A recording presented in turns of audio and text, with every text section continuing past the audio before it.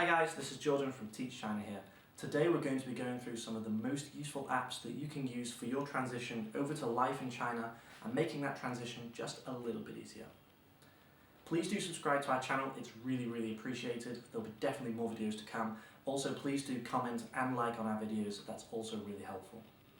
If you're looking for teaching jobs in China, then please do visit our website, which is in the description box below. You can also see my Wechat there, you can add me directly if you want to know any more details. Alright guys, enjoy the video.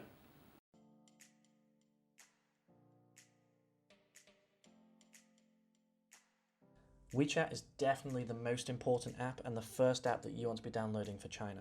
It's the most common app for people to communicate with. It's not just used for communication with friends and family, it's also used to communicate between colleagues and at the workplace. You can also send files through Wechat, there's a bunch of things that you can do. So other than messaging, another really cool thing that I like to use Wechat for is mini programs.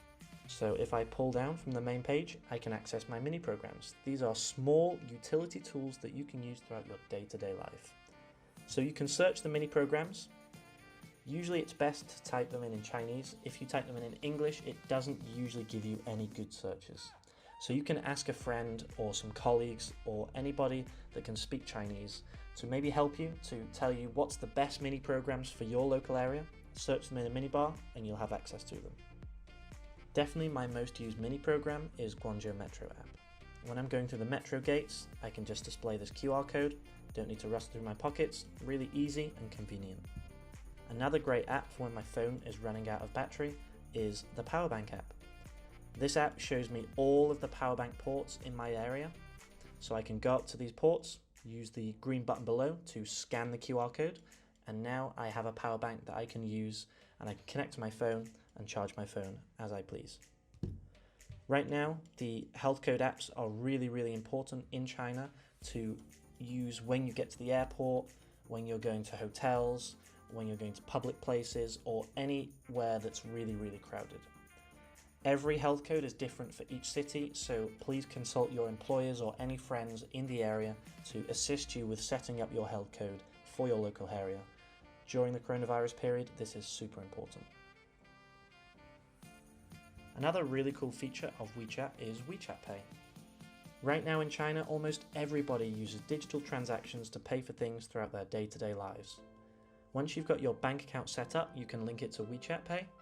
You can then go to Money and display your QR code whenever you need to pay for something. It'll then bring up your password, which you need to put in order to pay successfully.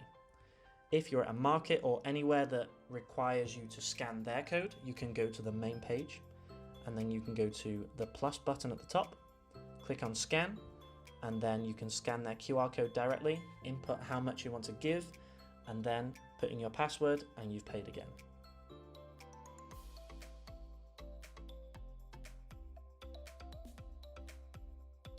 Another really important app that you need to be downloading for China is a translation tool.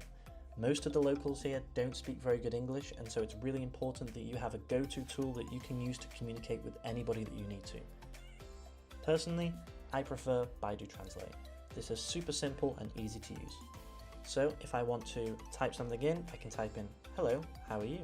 and it will bring up the translation directly underneath. You can also use the speech function.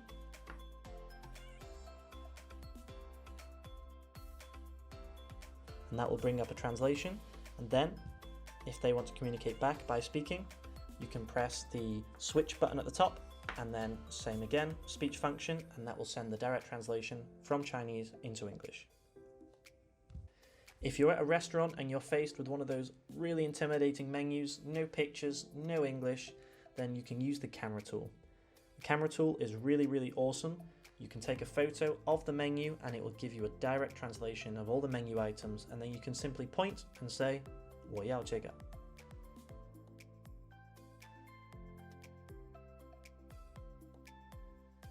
Another great app coming straight from Baidu is Baidu Maps. This is really useful for getting around the town, especially for those early days when you've just arrived and you really don't understand the metro system or the bus system or how to get around. So, let's say you're in your apartment, your employer has asked you to go to the immigration office to meet one of their colleagues in order to help you to process your visa. how do you get there?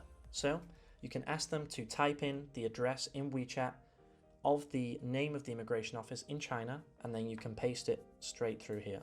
I'll quickly type in Guangzhou's immigration center here, this one. Okay, so it's quite far away. So how do I get there? You can click on this blue button at the bottom, and this will take you straight to the page where you can access all of the information on the best routes to get to wherever you need to go to. So this one here, the picture is of a bus. This is public transport. This will show you not just the bus routes, but also the metro routes. Right now, metro route, not very convenient. I need to change 3 times. But there's a direct bus route. That's really simple. So I can go here, and then I can zoom in and see exactly where do I need to get on. So it tells me it's B8. I need to walk down the road in order to get on B8, and it even shows me where the bus is. So I can get a constant update of how long I need to wait for the next bus.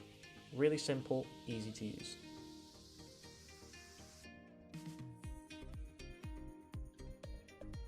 Didi is another really useful app.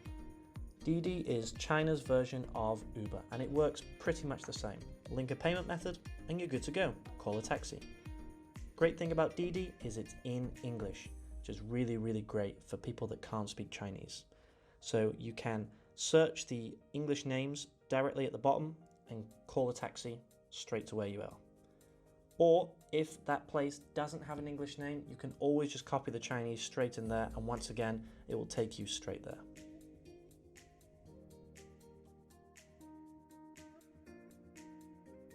Taobao is China's version of Amazon. You can find anything here, and it's really, really cheap. Absolutely fantastic app to buy all the things that you need. First, you're going to need somebody to help you to sign up, fill in your contact details and fill in your address. Once you've done that and you've linked your WeChat Pay, Alipay or a bank card, then you're good to go. Now the problem is it's not in English. However, you can either ask a friend to send you the Chinese, or you can use the translation tool like Baidu Maps to translate something and then paste it into the search bar, but you can also just do it in English. So let's say I've just started teaching, I really want a sticky ball so that I can play some games with my kids. I can type in English, sticky ball, and there we go. We already get some search functions. So even in the initial stages, you're a little bit intimidated, no problem. You can always have a go at typing it in English. If not, go on translation software, directly translate it, and you're good to go.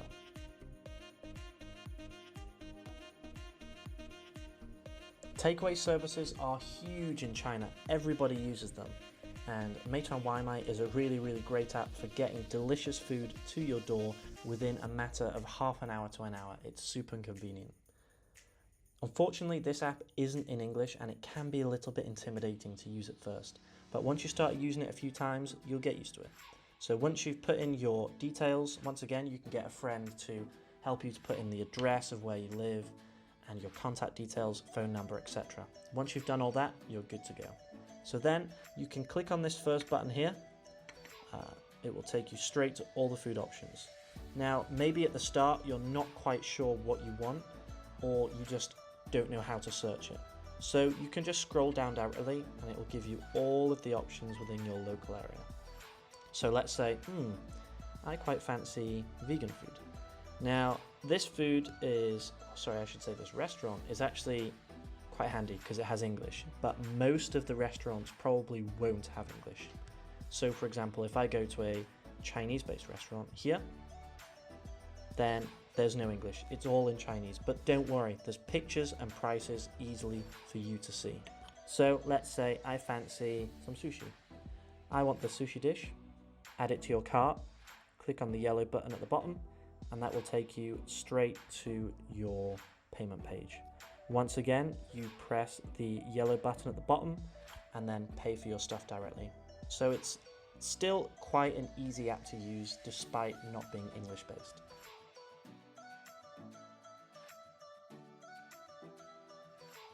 If you're moving to China and you don't have a VPN yet, you definitely want to get yourself a VPN. Unfortunately, there is a lot of websites that you can't access within China, but as soon as you get yourself a VPN, no problem, you've got full access. I personally use Astral VPN, however it is a little bit pricey. You can search yourself on Google for some of the best VPNs that you can use, Personally, free VPNs, they seem really good when you start to use them, but they are quite unstable. So I usually am willing to pay the premium prices for great VPNs to keep me connected. Make sure that you download the VPN before you get to China, because after you arrive, you might find that the VPN websites are actually inaccessible within the boundaries of Chinese internet.